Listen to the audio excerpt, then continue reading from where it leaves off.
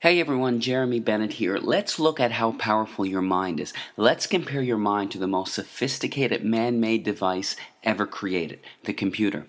The average computer can hold about 250,000 pictures, 20,000 songs, and hundreds of full-length videos, nowadays on something the size of my finger. Crazy. But let's compare it to your mind. Your mind can perform an estimated 10 quadrillion operations per second without you even knowing it. Wild.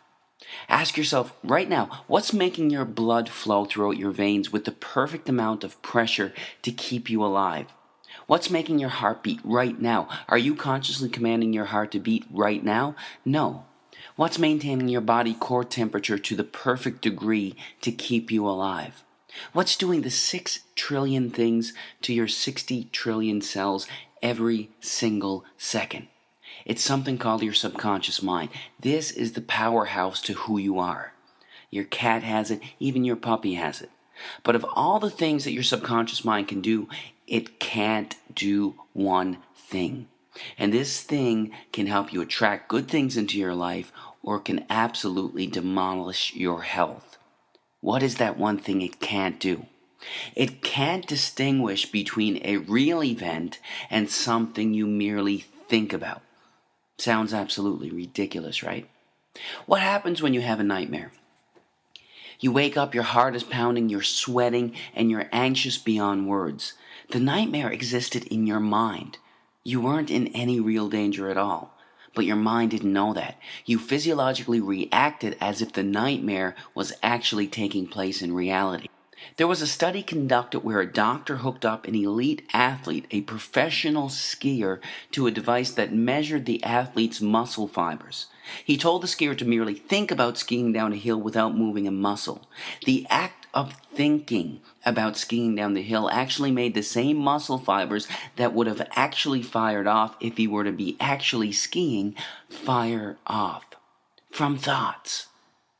This has been demonstrated time after time with the placebo effect.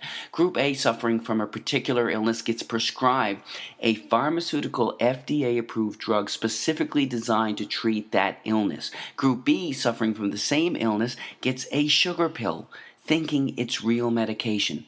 Both groups get cured. In fact, the New England Journal of Medicine published a study involving two groups suffering from the same degenerative knee disorder. Group A had a surgery designed to scope out the knee and relieve the symptoms of the disorder. Group B, with the permission of the family, had a fake surgery. A placebo surgery, thinking that they had a real surgery. Only 3 small incisions were made in the kneecap, but no real surgery was performed. Both groups reported that the surgery was a success. In fact, researchers are suggesting that a minimum of 1/3 of all medical treatment, including surgery, is due to the belief that the treatment is going to work. The placebo effect. Most people don't realize that there is also something called the nocebo effect. It's practically the opposite of the placebo effect. The mind, instead of curing illness, contributes to illness. That's what a hypochondriac is. Their belief that they are going to develop a disease actually causes them to experience the symptoms of it. Whatever belief you hold in your subconscious mind will become your reality. Bottom line. That's how hypnosis works. The hypnotist implants the idea in the back of their subject's mind, and the subject experiences whatever they hold there. If they hold the belief that there's a spider on their arm, their eyes actually see a spider on their arm. An amazing demonstration occurs when the hypnotist walks towards his subject with his finger extended. He tells the subject that his finger is hot and burning. The hypnotist slowly touches the subject on their arm, and a blister actually forms in the exact place that the finger touched. Now, this is crucial to understand in all healing. Free will, as we understand it, is practically an illusion. In fact, 2 to 4% of the time, you decide what you want to do. You actually make the decision. 96 to 98% of the time, you don't. You're on autopilot. Your subconscious mind controls your decisions 96 to 98% of the time. Don't believe me? Do you like ice cream?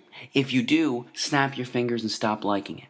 Do you enjoy watching sports? Snap your fingers and stop enjoying it. You can't. 96 to 98% of the time, everything we crave, desire, and act upon comes from what we hold predominantly in the back of our subconscious minds. Whatever we hold predominantly in the back of our subconscious minds, we are attracted to in life. What happens when you buy a new car? It's the only car you see on the road for the next 2.5 weeks. You saw those cars before you bought your car, but why didn't they stand out to you? Because you didn't own that car yourself. You weren't thinking about it yourself. What you hold in your mind, you're attracted to in life. That's how subliminal ads work so effectively. They work so effectively that they are banned in over 10 countries as a way to advertise. So if what you hold in the back of your subconscious mind shapes your reality, what shapes your subconscious mind? Practically everything that you're exposed to, everything that you see, hear, smell, taste, and feel is shaping your subconscious mind. Let's look at some specifics. Television. Here's a scary stat. By the time a child finishes elementary school, that child has witnessed an estimated 8,000 simulated murders on TV. All of these extremely graphic scenes are sinking back into their minds. And don't be tricked by Hollywood or cartoons. In the most important developmental years, when a child should be taught compassion and understanding, extremely intelligent minds behind the creation of perceived harmless children's cartoons are sinking violence into the back of their minds. Don't be fooled. What are you listening to on the radio? Every single word or thought you hold in your mind has a particular vibrational frequency. Negative words or intentions have slower vibrational frequencies, and positive words have higher vibrational frequencies. This is a song by Lady Gaga called Bad Romance. Some of the lyrics are, I want your drama, I want your ugly, I want your disease, I want a bad, bad romance. Our thoughts create us. We have to be extremely careful with what we are feeding our minds. Music can be beautiful and beneficial, but it can also have a negative impact on your health. Choose wisely. When I was growing up, the most violence we had on video games was Mario and Luigi jumping over turtles' heads. This is what our youth are playing today. These gruesome, extremely graphic images are sinking into the backs of their subconscious minds, weakening their immune systems and having astronomical, gradual negative effects on their health.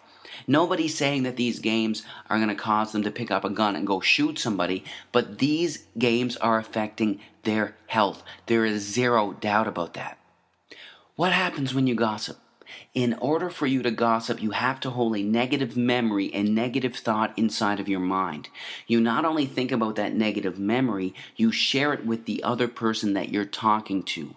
The second you hold negative thoughts in your mind, the biochemistry of your brain changes and you release cortisol, the stress hormone, into your blood, which then weakens your immune system, inhibits the actions of your white blood cells, increases the chances of infection, and even promotes weight gain. All from gossiping, all from your thinking. You can't gossip without hurting yourself. Remember that.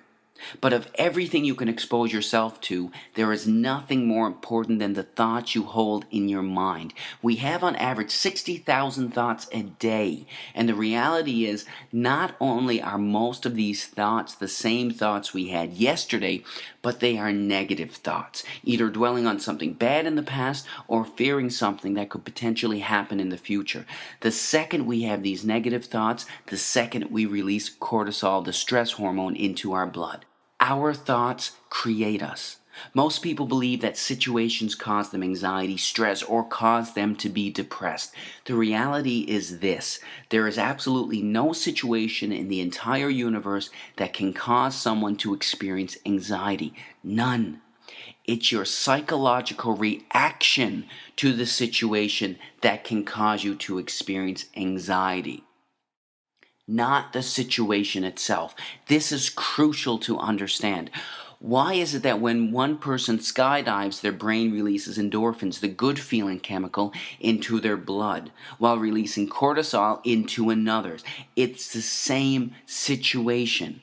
How can the company of one person cause excitement in one person while making another person stressed?